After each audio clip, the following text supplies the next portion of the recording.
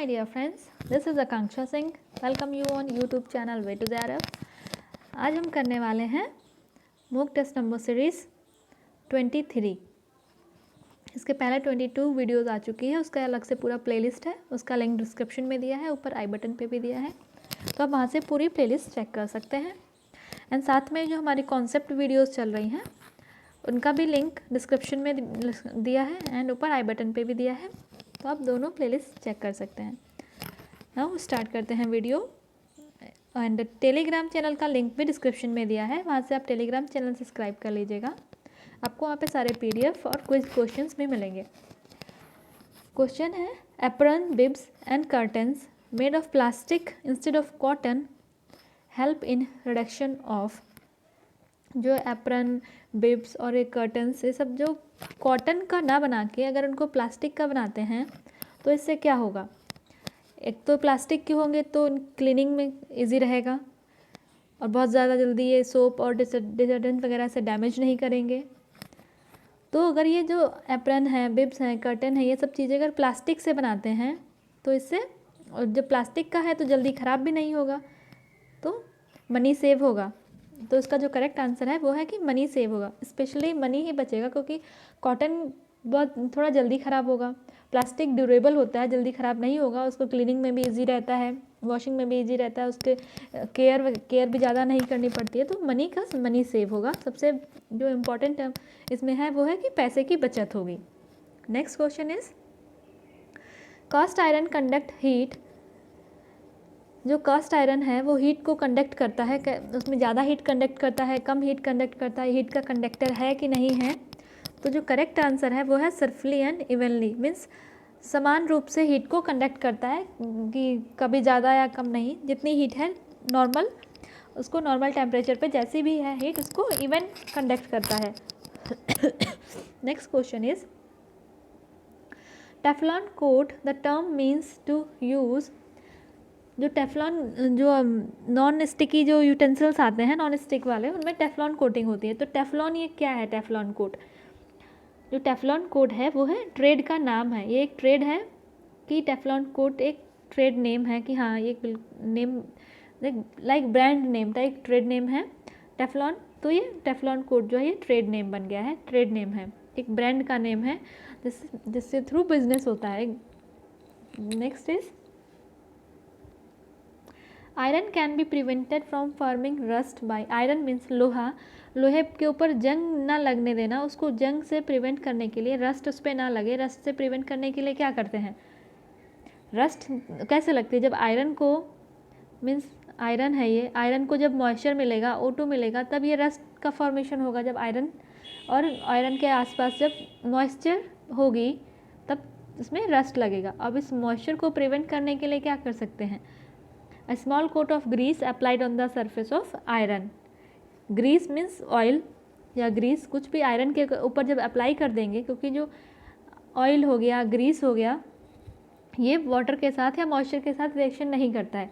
जब आयरन के ऊपर ग्रीस की कोटिंग कर देंगे तो मॉइस्चर आयरन तक पहुँचेगा नहीं, जब मॉइस्चर पहुँचेगा नहीं तो रस्ट नहीं लगेगा। तो आयरन को रस्ट से प्रिवेंट करने के लिए उस पर ग्रीस की या ऑयल की कोटिंग करने से आयरन को जो है रस्ट से बचाया जा सकता है। Next question is forms are closely related with. जो फॉर्म्स, जो एलिमेंट हैं, आर्ट्स के एलिमेंट है, उसमें फॉर्म होते हैं, लाइन फॉर्म्स का कलर, टेक्सचर, ये सब आता है ना। तो ये फॉर्म किससे रिलेटेड होते हैं? फॉर्म जो है लाइन से रिलेटेड होता है। जब कई सारी लाइंस बनती हैं ऐसे, तो ये बनता है एक फॉर्म, जब लाइंस को मिलके फॉर्म बनता है। Next question is A progression of size in other technique to achieve rhythm, it is called। Rhythm ये जो है ये प्रिंसिपल है, आर्ट का प्रिंसिपल है रिदम। और रिदम मीन्स कोई चीज़ एक सीक्वेंस में चलती जा रही है, एक कंटिन्यूटी में चलती जा रही है, उसको बोलते हैं रिदम। तो यहाँ पे रिदम का जो एक और, अगर साइज से रिलेट करें तो साइज से रिलेटेड रिदम क्या होगा? इस ग्रेडेशन मीन्स यहाँ पे कुछ छोटा था, फिर बड़ा ऐसे और बड़ा ऐसे, तो मीन्स एक रिदम से चलते जा रहा है। या फिर एक ये सोर्स था, यहाँ से ऐसे लाइट सोर्स निकल रहा है ऐसे, तो मीन्स ये ग्रेडेशन स्मॉल पॉइंट से बड़ा होता जा रहा है, उसको बोलते हैं ग्रेडेशन। ये भी एक टाइप का रिदम है। Balance means formal and informal balance. Emphasis, एक सेंटर पे फोकस करना, एक जगह पे. प्रपोर्शन, proportion भी is a type of balance. Next,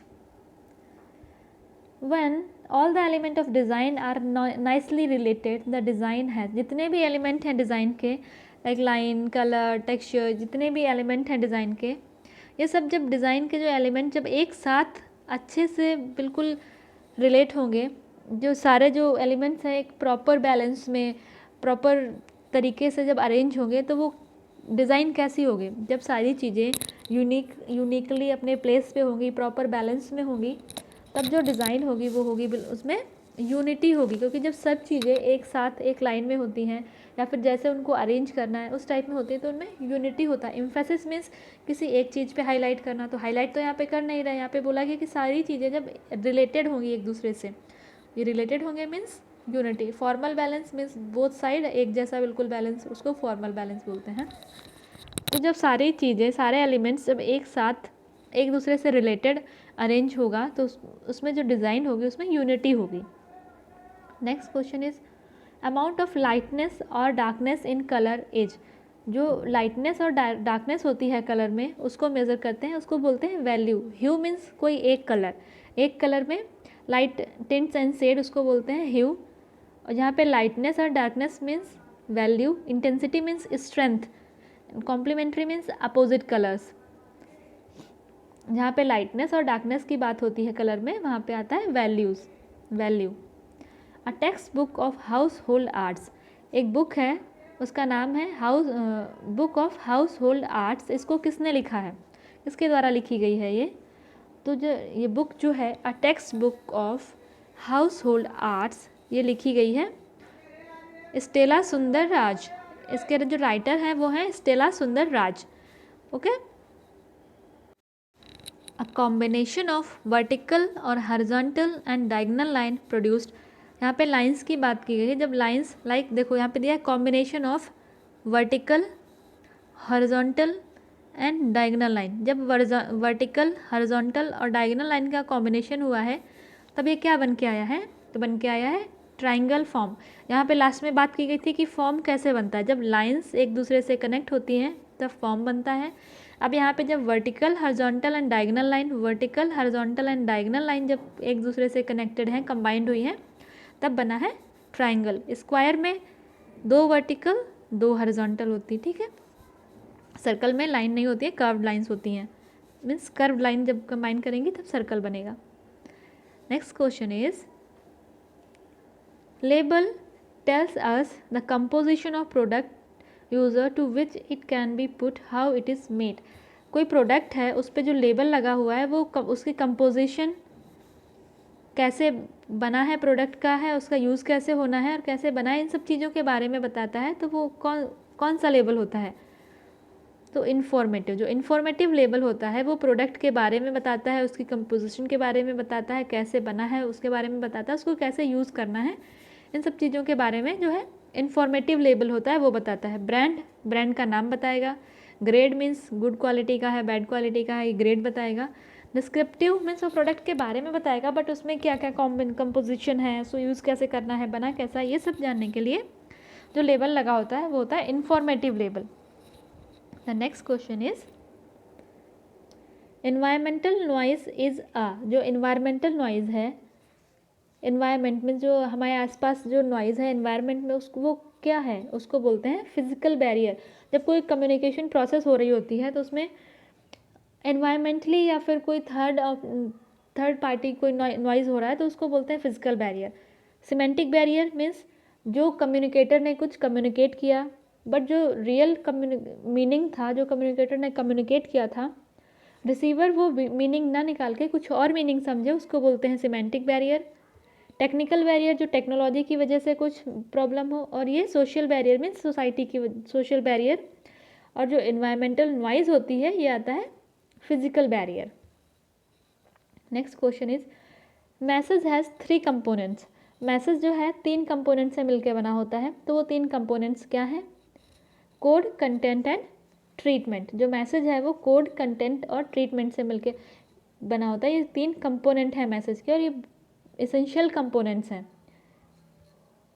next is function is an important aspect of communication and is undertaken in a formal as well as informal organization. Means जो communication है एक important function बोल सकते हैं कि important function है formal and informal दोनों organisations में. तो ये इंस्ट्रक्टिव फंक्शन है, कम्युनिकेशन का जो इंस्ट्रक्टिव फंक्शन है. कम्युनिकेशन के 4 फंक्शन होते हैं, इंटीग्रेटिव, इंस्ट्रक्टिव, इन्फ्लुएंसिव एंड इन्फॉर्मेटिव. तो ये जो इंस्ट्रक्टिव फंक्शन है ये इंपॉर्टेंट एस्पेक्ट है कम्युनिकेशन का, फॉर्मल एंड इनफॉर्मल ऑर्गेनाइजेशन दोनों जगह पे. इंटीग्रेटिव मीन्स किसी चीज़ को स्टार्ट करना या अरेंज करना, उसको बोलते हैं इंटीग्रेटिव कुछ, ठीक है. देन आता है इन्फ्लुएंसिव, जैसे जो चॉकलेट के एड्स आते हैं वो इन्फ्लुएंस करते हैं कि दूसरे को इन्फ्लुएंस करना, इस इन्फ्लुएंसिव. इन्फॉर्मेटिव लाइक नोटिस बोर्ड पे कोई नोटिस लगा दिया, उसको बोलते हैं इन्फॉर्मेटिव. इंस्ट्रक्टिव मीन्स बॉस ने ऑर्डर्स दिए अपने सब ऑर्डिनेट्स को कि कैसे काम करना है, दिस इज़ इंस्ट्रक्टिव. ये फॉर्मल इनफॉर्मल दोनों ऑर्गेनाइजेशन के लिए इम्पॉर्टेंट होता है. देखो मैसेज के कंटेंट 3 होते हैं, ठीक, मैसेज के कंपोनेंट 3 होते हैं और जो फंक्शन है कम्युनिकेशन के फंक्शन 4 होते हैं. Next question is different role of extension worker are. Extension worker के क्या क्या डिफरेंट रोल हो सकते हैं? Guide and expert, enabler, therapist, all the above. तो all the above is the correct answer, क्योंकि जो एक्सटेंशन वर्कर है वो कुछ भी लाइक अगर फूड एंड न्यूट्रिशन या डाइटेटिक्स से रिलेटेड है वो तो डाइटिस्ट थेरेपिस्ट का काम करेगा. अगर उसने कोई साइकोलॉजी या फिर कोई स्पेशल फील्ड में एक्सपर्ट है तो वो गाइडेंस एक्सपर्ट का काम करेगा. तो सभी field all the above are correct answer है. The next question is the role of coordinator in the satellite programming is. जो कोऑर्डिनेटर का है सैटेलाइट प्रोग्रामिंग में, जो कोऑर्डिनेटर का रोल है वो है time consuming. Next is in planning exhibits understanding should be. Means exhibits means कोई एग्जिबिशन अगर प्लान कर रहे हैं तो उसमें कैसे अंडरस्टैंडिंग होनी चाहिए, किस टाइप की अंडरस्टैंडिंग होनी चाहिए. एग्जिबिशन क्या होता है? किसी एक आइडिया पे या कोई थीम को लेके उस पर एग्जिबिशन प्लान करना. तो जो अंडरस्टैंडिंग होनी चाहिए एग्जिबिशन के बारे में, simple, attractive and one idea. Means एक आइडिया पे, जो भी एग्जिबिशन है उसमें एक आइडिया पे काम करना है और वो आइडिया अट्रैक्टिव होना चाहिए और जो उस पर आप प्रेजेंटेशन कर रहे हो वो सिंपल होनी चाहिए जिससे लोगों को ईजिली समझ में आए. एग्जिबिशन का मतलब तो यही होता है ना कि जो लोग आ रहे हैं उसको देख रहे हैं तो वो आपके आइडिया के बारे में समझें, आप क्या कहना चाह रहे हो वो समझें. तो उसके लिए चाहिए कि आइडिया के बारे में आपको सिंपल से सिंपल तरीके से और अट्रैक्टिव वे में उसको प्रेजेंट करना है. ये होता है एग्जीबिशन को अंडरस्टैंड कि एग्जीबिशन अगर आप कर रहे हो तो आपकी अंडरस्टैंडिंग कैसी होनी चाहिए, simple, attractive, with one idea. Next question is a mobile is a. जो मोबाइल फ़ोन जो हम लोग यूज़ करते हैं ये क्या है? Visual medium, pictorial, hanging with cords and light weighted. तो all the above.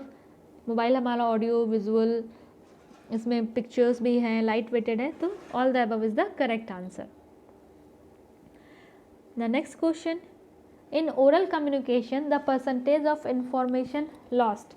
Oral communication like जो बोलना, कोई इन्फॉर्मेशन है उसको बोल के सुनना और बोल के बाद चले जाना, उसमें कितना इन्फॉर्मेशन लॉस्ट हो जाता है? तो लगभग 30% इन्फॉर्मेशन लॉस्ट हो जाता है. अगर किसी ने आके आपको बोला, कोई इन्फॉर्मेशन थी आपको बोला और उसका चला गया, तो जो आपके माइंड में रिटेन करेगा वो 70% इन्फॉर्मेशन रिटेन कर जाएगी, 30% लॉस्ट हो जाता है, 30% में डिस्टर्ब हो जाता है. Next question is the chart, diagram, pictures etcetera play a significant role in making. जो चार्ट होते हैं, पिक्चर्स हैं, डायग्राम है या कोई रोल प्ले हो रहा है, ये सब play significant role in making idea clear and comprehensive. Charts, diagram, picture, ये सब क्या है? किसी एक आइडिया को ही तो डिस्प्ले करते हैं, आइडिया के बारे में ही बताते हैं. या कोई आप इनोवेटिव या कुछ कैंपेनिंग कुछ हो रहा है, कोई आइडिया है उस पर डिस्कस हो रहा है, तो जो भी आइडिया है उसको ही तो उसके बारे में क्लियर एंड कॉम्प्रिहेंसिव तरीके से बताते हैं कि कैसे लोगों को इजीली समझ में आए उसके बारे में. तो वो आइडिया को मोर सिंपल और क्लियर एंड कॉम्प्रिहेंसिव वे में प्रेजेंट करना ही चार्ट, डायग्राम और पिक्चर्स का काम होता है. ठीक, कैसे आइडिया को ज़्यादा इजी बना के सामने वाले पर्सन को समझाया जा सके। And thank you. वीडियो अगर आपको अच्छी लगी हो तो लाइक एंड कमेंट करके ज़रूर जाइएगा। ये मेरा फेसबुक पेज है way to JRF with Akanksha Singh, तो आप यहाँ से मुझे कांटेक्ट कर सकते हैं। यूट्यूब चैनल है वे टू JRF, तो आप चैनल को सब्सक्राइब जरूर कर लीजिएगा। आप चैनल पर पहली बार हैं या अभी तक चैनल सब्सक्राइब नहीं किया है तो प्लीज़ चैनल को सब्सक्राइब जरूर कर लीजिएगा। एंड वीडियो अगर आपको अच्छी लगी हो तो लाइक एंड कमेंट करिएगा, चैनल को सब्सक्राइब कर लीजिए एंड वीडियो को अपने फ्रेंड्स के साथ ज़्यादा से ज़्यादा शेयर करिएगा। जल्दी ही मिलते हैं नेक्स्ट वीडियो में, तब तक के लिए wish you all the very best. Good luck. Thank you.